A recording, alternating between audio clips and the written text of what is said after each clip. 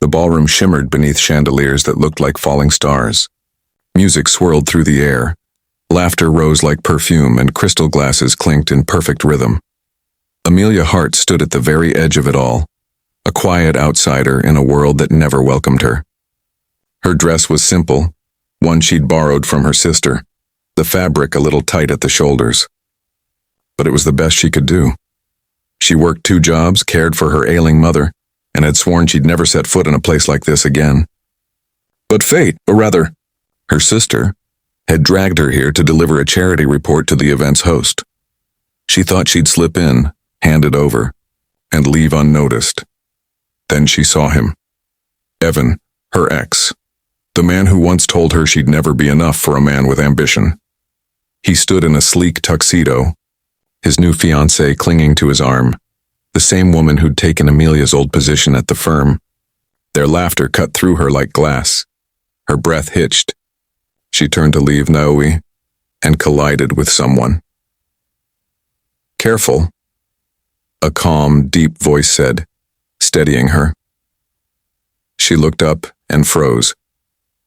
Tall, dark hair, eyes like rain after fire, sharp yet gentle. His presence seemed to quiet the chaos around them. "Are you all right?" he asked. Yes, I just... "Sorry," she stammered. He smiled faintly. "No harm done." But as she glanced back toward her ex, who was smirking now, clearly having seen her stumble, a desperate thought struck her. She turned back to the stranger. "This is going to sound insane," she said, her voice barely above a whisper, "but could you pretend to be my date for the next 10 minutes? His brow arched. "Your date?" "I know it's ridiculous," she said quickly, "but my ex is here. He's watching. I just need to look like I've moved on. Please." For a heartbeat, he simply stared at her, the kind of stare that stripped away lies and defenses. Then, without a word, he offered his arm. "All right," he said with quiet amusement. "Let's give him a show." Amelia blinked. "You'll do it?" He smiled. "You seemed like someone worth rescuing." As he guided her toward the dance floor, whispers rippled through the room. The mysterious man, tall, composed, undeniably magnetic, had just taken a stranger's hand. "By the way," he murmured as they began to sway to the soft rhythm of the orchestra, "I'm Daniel." "Amelia," she breathed. His smile deepened. "Amelia, I like it." She relaxed for the first time that night. The warmth of his hand on her back, the strength in his calm, it felt natural, safe, like she belonged there. Then her sister rushed over, eyes wide. "Amelia, do you know who that is?" she whispered. Amelia frowned. "No, I just met him." Her sister gaped. "That's Daniel Reed, the CEO of Reed Innovations, the man sponsoring this entire event." Amelia's heart nearly stopped. She had just asked a billionaire to pretend to be her date. Daniel caught her stunned expression and chuckled softly. "Relax, I said I'd play along, didn't I?" And when their eyes met again, something sparked. Not the show she'd asked for, but something neither of them had expected. Something real. The night thinned. The music slowed. The ballroom lights softened to a honeyed glow. Most guests had drifted out to the terrace or slipped away into waiting cars.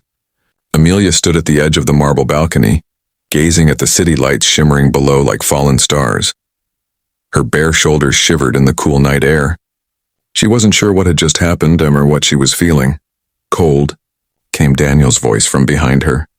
She turned as he draped his jacket over her shoulders. It was warm, carrying a faint scent of cedar and rain. "You didn't have to," she began. He smiled lightly. "You're shivering." "I did." They stood side by side in silence for a moment, the city humming beneath them. Finally, Daniel spoke. "You never told me why you really needed a fake date tonight." Amelia's gaze dropped. "Because I'm tired of being looked at like I'm small," she admitted softly. "Like I wasn't enough to keep someone. My ex said I was too plain, too simple, that men like him needed women who fit his world." Daniel's jaw tightened. "He sounds like a fool." She laughed quietly. "Maybe. But I guess I believed him for a while." Daniel studied her face, the sincerity in her eyes, the vulnerability she tried to hide behind courage. "You shouldn't have," he said gently. You walked across a ballroom full of people and asked a stranger for help. That takes guts. You're far from plain. Amelia looked up surprised. You're good at pretending, Mr. Reed. He smiled faintly. Maybe not as good as you think. There was a pause, a long, unspoken pull between them. Then he reached into his pocket, pulled out a folded napkin, and handed it to her. Written in neat handwriting were 5 simple words. Dinner tomorrow. No pretending. Deal? Her breath caught. You're serious? Completely, he said, his voice low and honest. I don't usually let people in. But tonight, he hesitated, searching her eyes. Tonight, I stopped pretending too. Her lips trembled into a smile. Then maybe I'll stop running from my life. Daniel's gaze softened. Good, because something tells me you're exactly what mine's been missing. For a long moment, the world stood still. The lights, the breeze, the music, and all faded until there was only the two of them, standing beneath the starlit sky, no longer pretending to be strangers. As she handed the napkin back to him with a shy smile, he took her hand not as a billionaire, not as a rescuer, but as a man who had found something genuine in the most unexpected moment.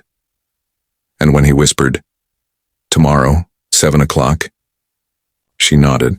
"Tomorrow," she said softly.